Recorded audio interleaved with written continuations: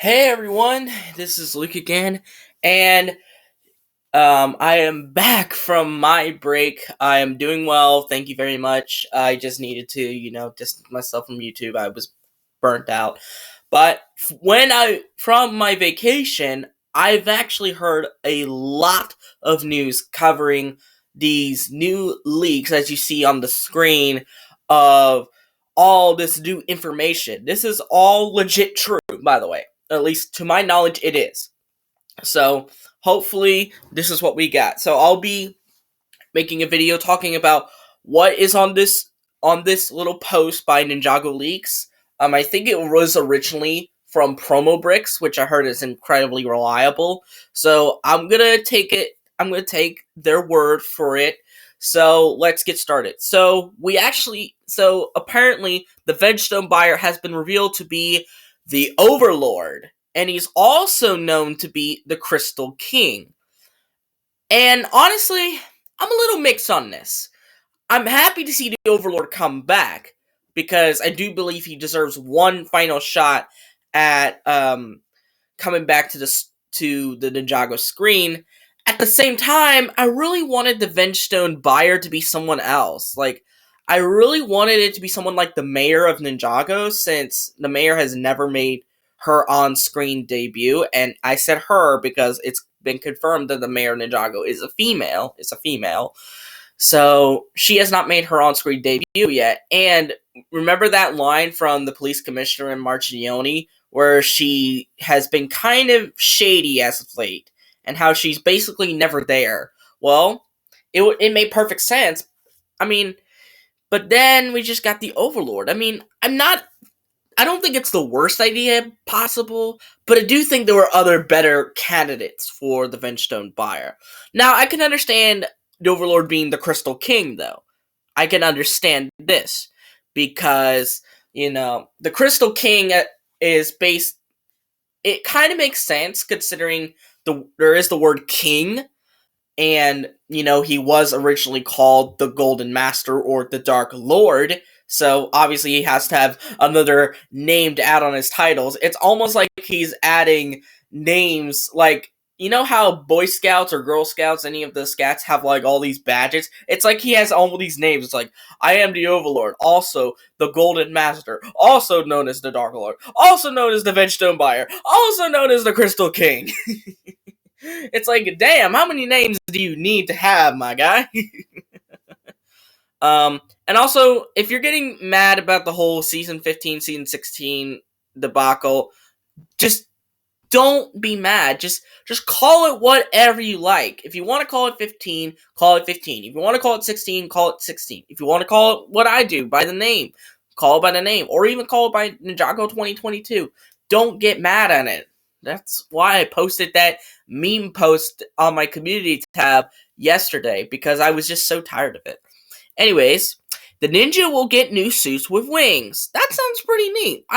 We haven't had any suit that came even relatively close to that. We've had scuba suits, we have armor, we had, deep stone armor, which protected against possession from ghosts. But we've never had this, and I think I saw some people comparing it to the bird tribe from Chima, where they had wings.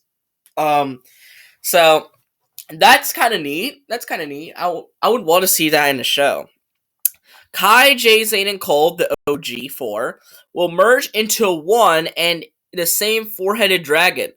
Will it be Ultra Dragon 2.0? I hope so. I definitely hope it'll be something like the Ultra Dragon was. Where it was four heads, and they all have spit their own element, like Zane is ice, Cole earth, I want to see something like the Ultra Dragon when it comes to this. That's pretty sick. That's pretty sick if that is the case. But it also reminds me of that Golden Legend short from the Legacy Reimagined, where all the ninja were these golden statues, and then they were the dragon, and there was a dragon protecting them. That made me think, wait a minute. What if that short is canon now? Because now, remember how one of the writers, what was his name, Chris Doc Wyatt, said that one of the 5 shorts is canon, confirmed to be canon?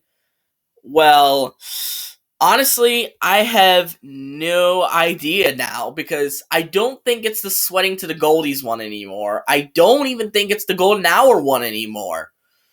Well, I mean, that one's the most likely to be canon since, it kind of fits into the timeline. But when I think about it, Golden Legend would kind of work in this scenario, especially with Golden Wings. They turn into. With all this mention of Golden, it's like.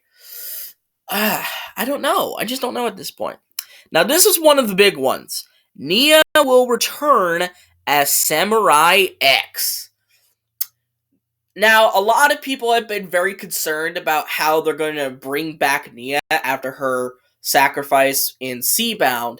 And I think this is a good way to bring her back. It kind of reminds me of a phoenix, You know how in the Legend of the Phoenix, they die, they burn to burn, but then they rise from the ashes, reborn as a new phoenix? That's what I think is going to happen. I believe the old Nia is gone. The old Nia, Master of Water, is gone. But I think she'll be reborn as Samurai X again. Which, that would be kind of neat that she would go back to Samurai X, because that was her creation. Now, I remember seeing this theory right before I made this post about a Twitter post talking about Zane and Pixel's relationship. And I think it was something like, will Zane and Pixel ever get married? And then Tommy was like, careful what you wish for. Not all romance, something with romance, not everything is good. And then I was saying, uh-oh. And then I remember someone made a theory talking about how Pixel is going to die, and then essentially Zane is going to be so heartbroken, essentially.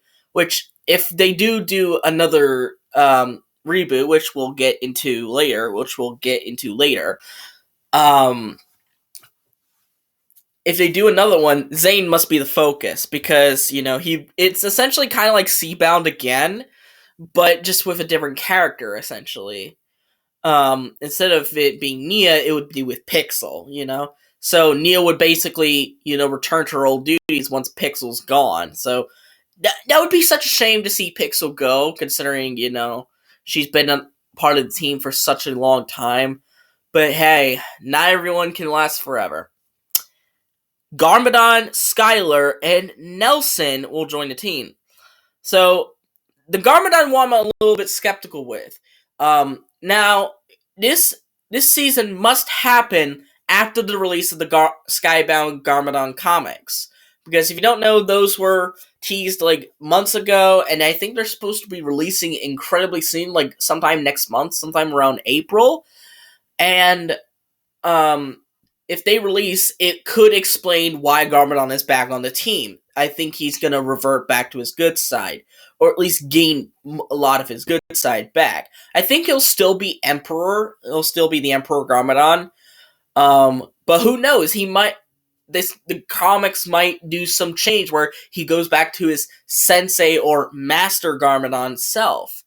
And that would be great, because I missed Sensei Garmadon. Sensei Garmadon was the homie, man. I missed him. He should have lasted more than 2 seasons.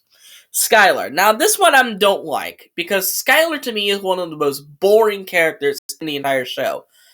But I do understand, because, she kind of has a thing for Kai, and she is a fan favorite among the community. It's just, I don't know. It's just, especially with her powers of her being able to absorb everything, I wonder if they're going to nerf her again, because they nerfed her once in Season 9. They might nerf her again just so she's, like, on the same level as Ninja. She's not, like, any more powerful than them. Now, Nelson on the team, I would love to see this. I don't know about, but what about Antonia, though? That's the thing. What about Antonia? Will Antonia join, or is it just going to be just Nelson? Because I'm fine if it's just Nelson, because Nelson's adorable.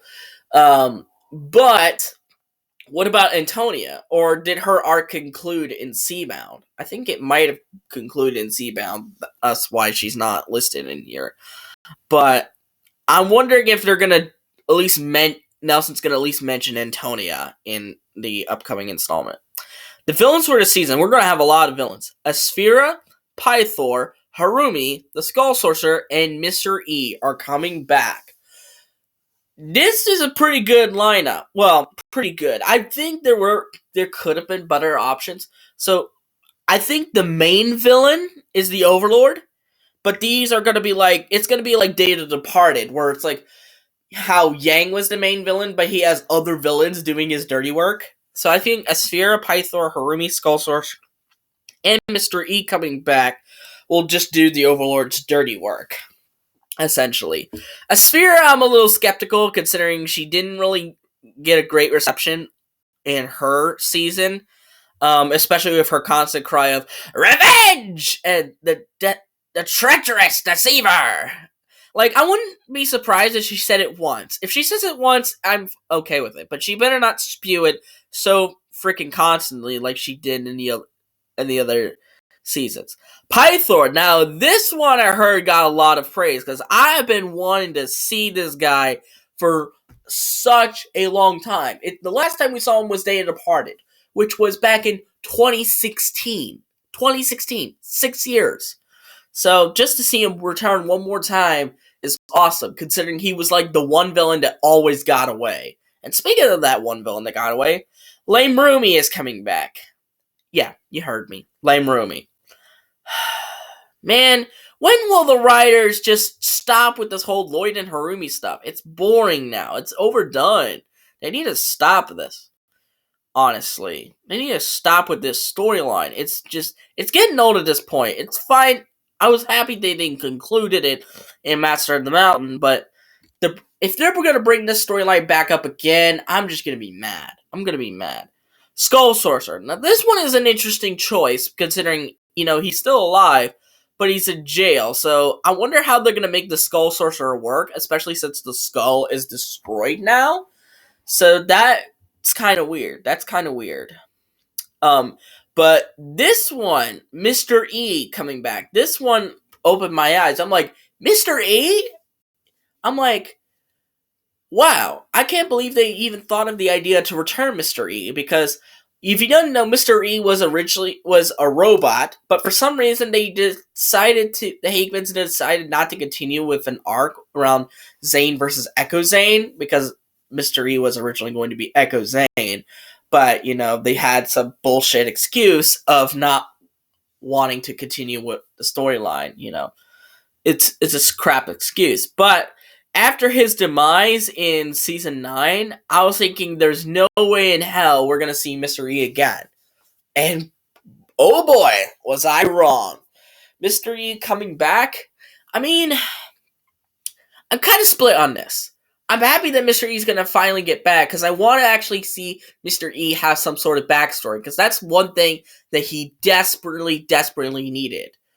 But I'm also thinking that would also undermine Garmadon's little thing in Hunted, because it would just, if he could just be rebuilt, then there's no point in destroying him. Lloyd will have a mask of the same model as the Oni and the Garmadon will have one in Vengestone. Okay, I don't know what this one means. If it's going to be something like, that infamous scene where Garmadon has his face plastered on, like, what looks to be an Oni mask, please no. Please no. We don't want to see that. It'll just look ugly and silly. Ugh. Last season with Wild Brain animating. That one's a big shocker, considering, they only have worked with Wild Brain for 3 years. So that's kind of shocking that they're already ending it right there. So if that's the case, who is going to be animating this new reboot, which we'll get into a little bit. Who's going to animate it? Because I don't think it's going to be Will Film. I don't think they're going to go back with Will Film. So who else could be animating? Who knows? The season's name apparently is Endgame. Now, Tommy said that the season was going to have one word. And I thought it was going to be bereavement for a second, or brevemente, as the Portuguese airing, which Portuguese intro showed. Then they had put Endgame in here. I'm like, really? They had to put parody off of Avengers Endgame? Like, Like, come on.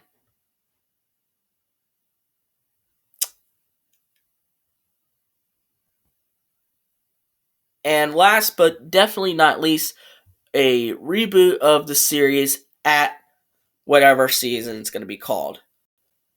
That is kind of shocking. I mean, that's not so shocking, considering Ninjago is essentially a franchise at this point, and franchises like SpongeBob, Teenage Mutant Ninja Turtles, Power Rangers, they're always going to get some sort of spin-off or reboot. Like, Teenage Ninja Turtles has had like 5 different variations of the series, whereas Power Rangers has one every 1 to 2 years, and only recently is SpongeBob getting reboots. Or not reboots, spin-offs like Camp Coral and the Patrick Star Show. So it wouldn't surprise me if there would, or it's going to be a reboot. So I don't think it'll be like a complete reboot. So I think it'll still have the same characters. But I don't know. They did say reboot, but I don't know if it's going to be like a complete reboot where it's going to basically have a whole different canon, or if they're going to continue the same canon at this point. I mean, especially with a title such as this, you'd think that this would be the end of this particular canon. So I feel like they might do a spin-off where it's either going to be a prequel or sequel spinoff. And I'm leaning towards it being a sequel spinoff where it's like the next generation of ninjas come together to fight against evil and whatnot. And that's fine.